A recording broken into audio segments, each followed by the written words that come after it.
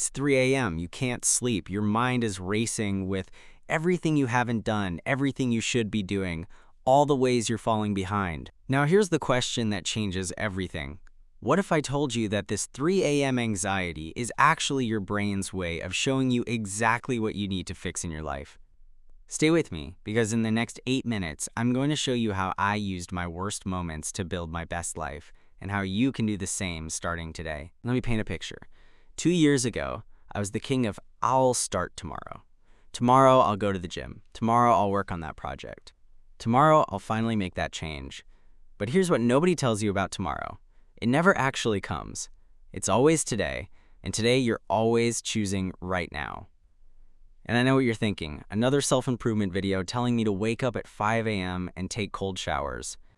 Look, I'm not going to tell you to do anything extreme, but I am going to share something that actually works because I've tested it, and it's backed by how our brains actually function. The problem isn't that we don't know what to do. We all know we should exercise, eat better, work on our goals. The problem is that we're fighting against 200,000 years of evolution that wired our brains to seek comfort and avoid discomfort. So how do we win that fight? Here's the framework I call the 3 a.m. rule, and it has 3 parts. Part 1, the anxiety audit. Those things keeping you up at 3 a.m., write them down, every single one. Because here's the secret. Your subconscious already knows what you need to fix. That anxiety isn't random. It's a GPS system pointing directly at your pain points. When I did this, I had 7 things on my list. My health, my career stagnation, a relationship I was avoiding dealing with, financial stress, all of it. And the moment I wrote it down, something clicked. I wasn't overwhelmed by life. I was overwhelmed by 7 specific things. Part 2, the 2% rule. Now here's where most people fail. They look at that list and try to fix everything at once. New Year's resolution energy. And by February, they're back where they started. Instead, I want you to improve each area by just 2% every week. That's it. Not perfect, just 2% better.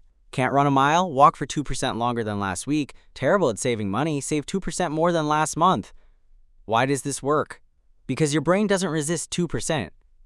It's too small to trigger that comfort-seeking survival mode. But here's the magic. 2% compounds. In 1 year, 2% weekly improvement makes you 2.8 times better than where you started. That's not incremental, that's transformational. Part 3, the accountability algorithm. This is the part nobody talks about. You need to build what I call an accountability algorithm. It's a system that makes it harder to fail than to succeed. For me, that meant telling 3 people about my goals. Social pressure works. Putting money on the line. I used a commitment app where I'd lose $50 if I missed workouts. Creating friction for bad habits and removing friction for good ones. I deleted social media apps from my phone but kept them on my computer. Want to scroll? I have to physically get up and go to another device. That tiny bit of friction reduced my usage by 80%. Let me tell you about week 3. This is where most people quit, and I almost did too. I'd been following my 2% improvements, working out 3 times a week instead of 0, reading for 15 minutes before bed. Even started that side project I'd been talking about for 2 years. And then I had the worst day.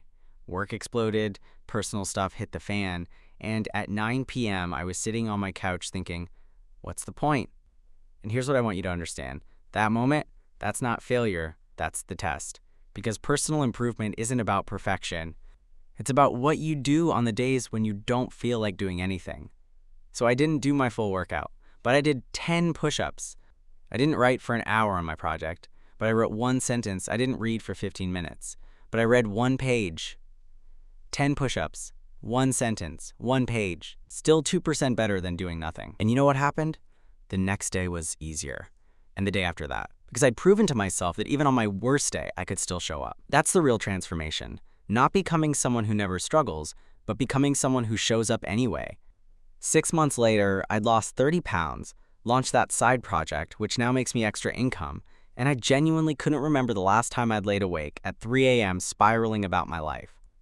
Because I dealt with those 7 things, not perfectly, just consistently. All right, so here's exactly what you're going to do tonight.